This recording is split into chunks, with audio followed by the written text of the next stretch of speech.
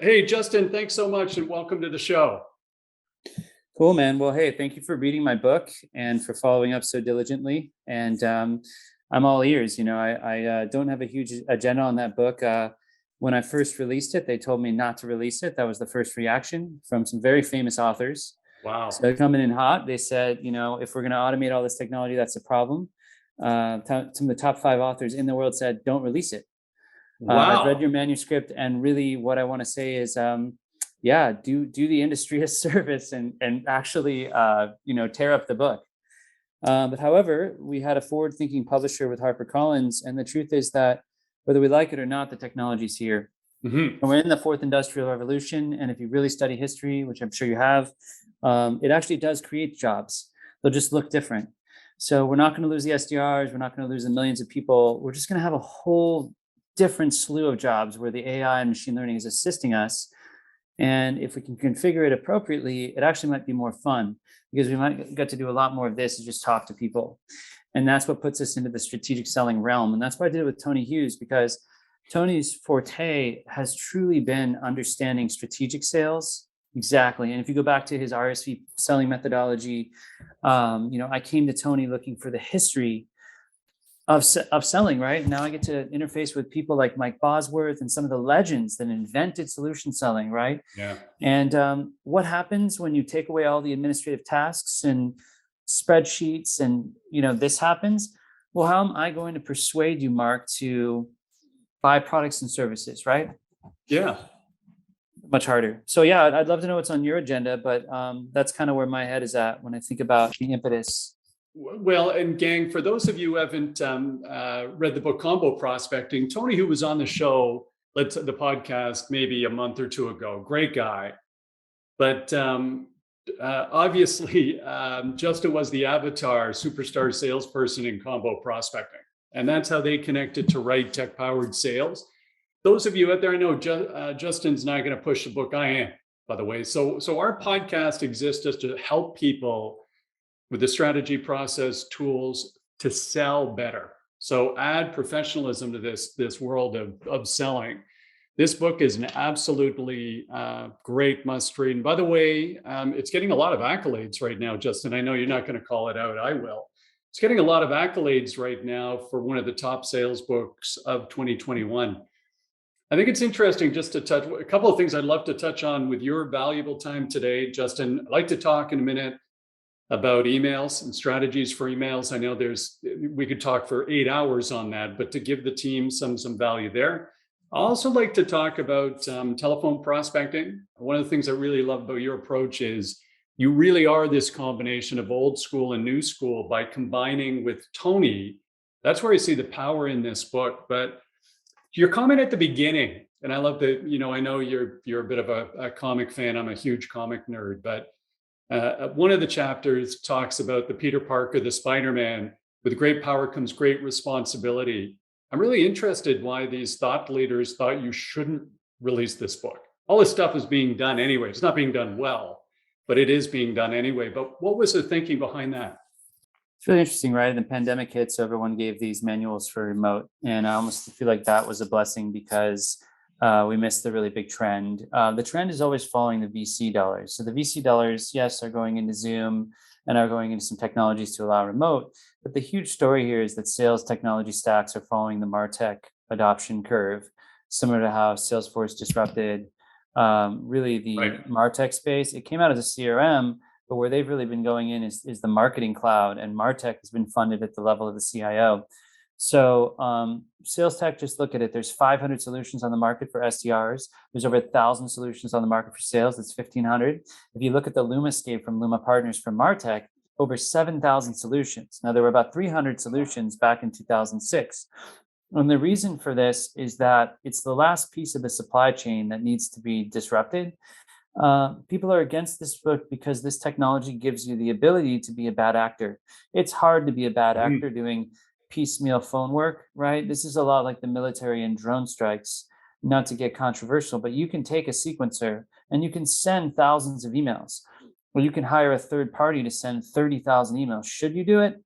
Probably not, but can you? Mm-hmm. Yes. So we Mm-hmm. literally have like a creed and an ethics statement in the book to say, we're lowering the veil on the way mass appointment centers have done it. The best companies in the world that set appointments as their core function have utilized a lot of these techniques since 2015. I helped build a company like that. Mhm. I don't know if I'm getting too far in the weeds, but No. You know what? I mean, I think the key point you brought up there, which is really critical, is that there is a lot of pollution out there. The technologies, the engagement technology has been out there for a while now. They're being utilized. But I think part of the challenge, and I guess where experts like you come into play, let's talk about how do we actually stand out today. So if and I'm not a big one, by the way, Justin. I know a lot of people are talking about the demise of professional sales and all that type of thing. I see it. I see some challenges in a lot of different areas. I also see amazing salespeople who can have engaging conversations with clients and prospects, who understand how to navigate decision makers and buyers, who understand how to help them with the business case to add commercial value. So I think there's a lot of great out there. But this world you're in is changing so quickly because the number, I'm going to ballpark it, but I thought I heard it's 300 billion emails go back and forth every day. How is it we get attention and interest with an email sequence? What would you coach the team on these days? yeah, it's 306.4 billion emails are sent per day. And Wow. there's 8 billion people. I mean, there's a lot of these funny stats like, who am I? Why am I an authority on this? I took the time to painstakingly go through and talk to probably 400 vendors. I would say people like Dave Delaney are quite authoritative on this, all these RevOps leaders. Very strange. There's a hashtag on LinkedIn for RevOps or revenue operations. 864 people followed it, just broke 1,000. So I don't know why the editors at LinkedIn aren't tracking this trend. But really, there isn't a book on Amazon that talks about RevOps. There's a few for $100 that are independently written. The Mhm. way I got away with releasing the book with Tony is calling it Tech-Powered Sales. We originally called it TQ, which is Technology Quotient. Yeah. Um, the tools are primarily utilized to mass blast and try to trick consumers. Todd Capone talked about this with the advent of the phone. Then we had phone solicitors. Then we built the DNC. Like caller ID was built, but it didn't work. Now we built the email. Now we automate the email. Now we have specialized filters. Now Gmail releases. And so we innovate with a new technology, and then we have to immediately regulate that with other technology to filter it. Yeah. But the bottom line is that selling is no longer just human. There's a tech stack. That's what we're Yeah. using right now. Even to set up a Zoom account, you have to have a Gmail, a router, a Wi-Fi, and all this technology stack just to get on here. Yeah. 70% of what a human does that's in technology sales, which I cover a lot, there's about 10 million of us, maybe 50 million. I think Manny from Outreach says there's about 30 million folks in sales. But everyone is using a tech stack, and that's what the book's about. It says, well, I can afford the stack. I can't use a book. We have the MacGyver stack. Mhm. Here's a lean stack. Now, you can't afford the stack. You raise 50 million. Ironically, a lot of companies that are raising a ton of money won't invest in the stack. They put all the money into marketing. Then they Really? leave an anemic stack with sales. They try to cut it back. But the Mhm. big players are really smart, so they're starting to consolidate the solutions. So you have something that now is a sequencer to automate email, sitting next to a data layer, sitting next to the ability to record the calls and do forecasting. And so we have sort of these mini Salesforce-like solutions that are integrated. We call that convergence and subspecialization. The SDR AE industrial complex, we're going to have openers and closers, was in Aaron Ross's book, Predictable Revenue, Yeah. in Great book. 2011. And the Yeah. evolution of that is just like robotics in the supply chain for automotive, in that you start to take the humans on the supply chain and put the robots where the humans were. So what we're Mhm. doing with the humans is just getting more and more subspecialized. So now there's sales development reps that are video reps or data analysts, and just even further the supply chain. And then the Wow. solutions that the reps are using are converging because the point solutions are rolling up in the platform. So ZoomInfo will make a buy, Salesforce will buy a bundle of this technology. And we're going to see massive M&A in the next 2 years, where these mega alpha and Uber clouds, referencing here Mary Shea from Forrester. I've been off working on a startup company called HYPCCCCYCL, which you can see the label in the Yeah. background, We can. with my co-founder Julian Nimchinsky, and we're trying to do really the confluence of sales and marketing, which is where revenue operations lives in the tech stacks. Mhm. And we're off in the e-learning world throwing all these competitions where sales and marketing people switch lives. And that's because the skills necessary to govern and to sort of minority report these technologies will be distinctly different over the next 10 years. And so what is Hype Cycle then, Justin? Is it a training organization? Is it a community? Is it a technology? Is it a combination of all? What exactly is it that you provide? Yeah, so go-to-market strategy affects 50 million people, at least in technology, and it's really sales, marketing, operations, rev ops. We don't really touch, product or CSM, but we could. And it's a gamified event series where people walk a mile in each other's shoes, where marketing folks are doing cold calls or demos or discovery. Yeah, great Marketers idea. are getting more closer to the customer. Like a marketer's like, I talked to 10,000 customers today. They look at the dashboard. And a salesperson is really close to the customer, but they're not data driven. So by actually applying these skills in these drills, we find that retention increases. There's some pyramid that talks about Netflix style training has about 20% retention, but great trainers know that when you drill and rehearse and teach Mhm. back and when you Yeah. coach each other, the retention curves are very high. And then we have all these sponsors that are in the go-to-market stack, and they're all solutions that sales and marketing people need, like sequencers, parallel assisted dialers, conversational intelligence. I can go on and on with the acronyms, but basically, if you're dialing a phone one at a time, that's archaic. You should be dialing 4 to 10 numbers at a time. If you're sending one email at a time, it's archaic. It's literally like faster horses. Like Yeah. any manual process you're doing right now is automated, from the research, even the writing with GPT-3. So the book goes into all of this and it predicts it out for 10 years. And even now, because it took a couple of years to write it, a lot of the technology in there is stale Mhm. because of M&A and it's changed names. Right, right. Yeah, I noticed that when I was going through because I only read it about 3 months ago. Hey, a couple of quick things, Justin, just to call out. So let's say you and I start a company, and we're not going to go and get 50 million bucks, but let's say we've got a material organization, we've got our own angel investment, so we want to invest in the tech stack. If you were starting from scratch but didn't have the 50 million investment yet, what would be the 4 or 5 technologies that are must-haves as part of the sales stack today? It doesn't have to be the name, just the function. Yeah, I really try. I really understand neutrality of the stack, but it is a layer cake because it's very interesting because there's a debate now if the CRM system is even needed. Obviously, you need a place for your customer data to live, but that's sort of table stakes. Of course, you're going to need a phone, an email, and a Yeah, CRM. But yeah. if you look at the base stack, you need Sales Navigator, and that is made by LinkedIn. And LinkedIn is not just a social network now; it's a backbone of the internet because it's what they've done is they've institutionalize the economic graph the same way that Facebook has taken the personal graph. They have the economic graph. So if you can't go to LinkedIn and look at that self-healing CRM and see where your prospects are for the targeting, that's problematic. Then LinkedIn per policy doesn't give away the email and phone number, and that's where Zoom Info is the second category. The data providers, Lead IQ is another good one. There's so many good ones. Cloudbleed, Slintel, I can go on and on. Lush. Yeah, Lucia, Cognizant, all over the world. We are lucky enough to partner with a lot of them. And I do always suggest that people buy multiple data vendors because you have to be able to pick up the phone and call. And, there's 30 million small businesses in America, and it is very good for the economy to pick up a phone. Cold calling, to do it in an ethical way, is good. It stimulates transaction and business. It's a free market economy. We can't just say, well, now we're going to turn off the calls, because we have to have a way for great businesses to talk and buy and sell each other's products. So I actually think it's a good business model. Data is the new oil. So then we go from there, and then we need to automate the emails, right? We need a sales engagement platform for automation of the emails. Why? Because even if we do it small batch, we shouldn't be spending all our time manually putting in the emails.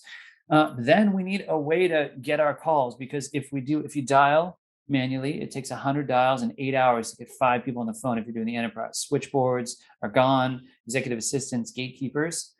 And then the last piece of the core stack there is probably something like Gong and Chorus, right? Conversational intelligence.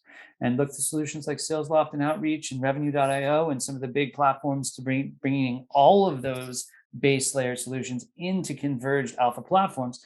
You got to have all those to be taking a modern approach. That's why the book was written, because all the other sales books by 6,000 authors, I love them. I read them all. I support them. But then, I would take a big training program. I won't name the name, go through all these elaborate diagrams. And the next day I'd sit down and be like, what should I put in my email? What should I put in my sequencer? Yeah. What's my voicemail going to be? Who am I going to dial? It's the tactical problem of opening is the new closing, what those hard skills are and the platforms that enable them. That's where it's weird, it's murky, it's tribal. It's like really people are turning to the LinkedIn feed. That's why people like Josh Braun and Beck Holland are so popular in those feeds. And so I've released a ton of guides on that level as well to accompany the book instead of wait to release it for so long. But contact me if you'd like to look at them. Well, you know what? The way you approach it, that's one of the things I like so much about the book, and why, you and Tony and Andy Paul and Frank Cespedes, we have a few folks that we put in our first 10 podcasts. You're one of them. But I think the book is so powerful because, first of all, technology is going to enable everybody's future. You can't run away from it. We're going to talk about your roaring 20s, by the way, in a second here. But the second thing is you really pay homage to some of these fundamental concepts and philosophies. Because something's changed doesn't mean everything before it was garbage. Challenger sale is 65% Miller Hyman. If anybody actually read Miller Hyman back in the 90s, there's some fundamental spin selling still has some fundamentally great questions that apply today if you apply them to what you want to do. But I like this idea of saying, hey, we got to improve on the 35% selling time that people get. And these non-value add automated tasks are the way to do it, to trigger attention and interest. Tell me about today. If you and I were working with, let's call it a fintech company, trying to get a director level, VP level, trying to stay on the business, get away from IT for the time being. What are the types of trigger events that you're managing against to, trigger a reach out? Outside of the intent data that comes from Zoom Info, what trigger or unique trigger events do you like these days to flag somebody to go after? Well, a lot of what you're trying to do is not look like automation because it's so easy to look at funding events or employee job changes. And those are so frequently put into the curly bracket fail realm. Where it's like, hey, I noticed you're the head of marketing and your employee count grew by 10 headcount and you raised 5 million Series B, whatever it is. So I look for more subtle things like appearances that the prospect has made in social media. Where are they looking to be noticed? Sort of hyper personalization, I think, is the next frontier. And there's solutions like Cheetah IQ that can go and quickly read 10K and 10Q. But I'm looking for things that machines could find. I talked to Jeremy Donovan at Sales Loft about this a lot. This is really his idea: is you go into a podcast, the Mark Cox podcast, to minute 612 on episode 36. It's pretty hard to fake that. Now, there is actually a tech that can go sift through all the podcasts and pull those data points out, and we're going to get to that level. The majority of salespeople are not hyper personalizing; they're not even personalizing. Yeah. So anything is better than spray and pray. But the message I have is, you have to go above and beyond. You have to do things that the automation you can't do. So it's kind of like this: machines have to be more human, and humans have to be more like a machine. It's a paradox, right? So that's what I've got. And outside of Hype Cycle today, I mean, the number of stats, by the way. But the other thing we love about sales books, I love folks who have an approach and a philosophy. That's fantastic. I love research that backs things up and facts and data. The first 3 chapters of the book just overwhelm you with stats and data. Where are you going, to folks who are watching today, whether they're CROs or, listening to the podcast today, CROs, sales managers, account executives? What are your 3 or 4 favorite sources of the latest information in professional sales? And maybe another. First, I'll just shred my credibility because I left school at 15, but I ended up working for LinkedIn and Salesforce and 13 other startups and some really, well-known people like Sean Parker and different folks. So you can make your own way in tech. You can learn a lot empirically. I was part of a company that raised a few mil and sent millions of emails, and we looked at it. So it's kind of like going up in space and looking. I talk about it in the book. What was phenomenal was just seeing Jeremy Donovan do anonymized research on 6 million emails and say, hey versus hi, or talk soon, or interest-based CTAs. He released a lot of the Gong research earlier because he just saw it empirically, and he did the scientific method. So, I'm the grandson of a nuclear physicist. So, a lot of people have to be credentialed. That shows, by the way. That shows. Yeah, I read everything. I try to be as polymathic as possible. So I'm just as interested in Gartner and Forrester and CEB and all this research as I am tribal knowledge. So I'm trying to get into the weeds with 2,000 SDRs in a Discord. I'm trying to talk to thought leaders. I go out and, I'm lucky enough that Julia and I have been able to talk with Mike Bosworth directly. He's been extremely Wow. generous with his time. But I find people like, oh, that the old ways don't work. There's people that did these 8-figure deals in the 90s. That doesn't work. I'm like, the human brain's the same. I want to talk about Miller Hyman and strategic selling and spin and challenger and new power base and TADS and battle plan. And I went through all of them with Tony. And when you take away the automation, it's like connect and sell. These are friends and partners. When you put a human on 20 live calls a day or 30 live calls a day, what do you even do? Because without some of these technologies, you might not talk to that many people, like really talk to them in a month. Right. So when you move at the speed of sound, where you're back to the live convos, now we're talking about persuasion and neuroscience. So a lot of the work of Dave Hoffeld in the science of selling and selling with science. I also love Todd Capone in the transparency sale. Cialdini. Yep, Cialdini. I looked at a lot of the other writers and people that came before. Lots of stuff is grist for the mill. It's TED Talk worthy. It's all over the internet. The knowledge is virtually free. What I really did in the book is compile it. And, even the liner notes alone, I mean, I think we probably, 10 pages of reference notes in there. And then we had 80 legal releases just to put it out. So it's not really my style. I'm an empiricist, but I realize the need to have, hard fact and science. I'm a huge proponent of A/B testing. So really the book is a love letter to A/B testing. It's like, grab all this stuff, build your own labs, invest in it, get trained on it, and then go crack it for yourself because it's a snowflake. Hey, two last questions here for you, Justin, before we thank you for joining today. So when you're helping companies, hire salespeople today, what attributes are you looking at? What are the 2 or 3 things you're looking for in a salesperson? Obviously the TQ, the technology quotient, and I'm sure you've got lots of great questions to test for that upside down and backwards. But outside of that, what are you looking for? Well, technology quotient is something that's inherent and it can be trained and it can be improved, just like IQ and EQ. Okay. Grit is really important. I think that's something Mark Roberge found in his regression analysis. Again, I don't think there's anything different in the generations. I'll be contrarian here in saying that people are people. There may be thematic changes and someone wants a cell phone more than a car, or there's traits of the millennial or the Gen Z. But I remember being 25 and calling executive directors all day. It was scary. It was hard. And I asked my boss, well, what am I going to do? And he says, well, what you say, how you speak adds 10 years. So, I'm an egalitarian. I believe that if you have the right tech, the right approach, and you know how to talk and you're willing to work, I train, kids, honestly, 21, 22. Some of these folks are making 200 grand now. I've trained some of the top people in the world.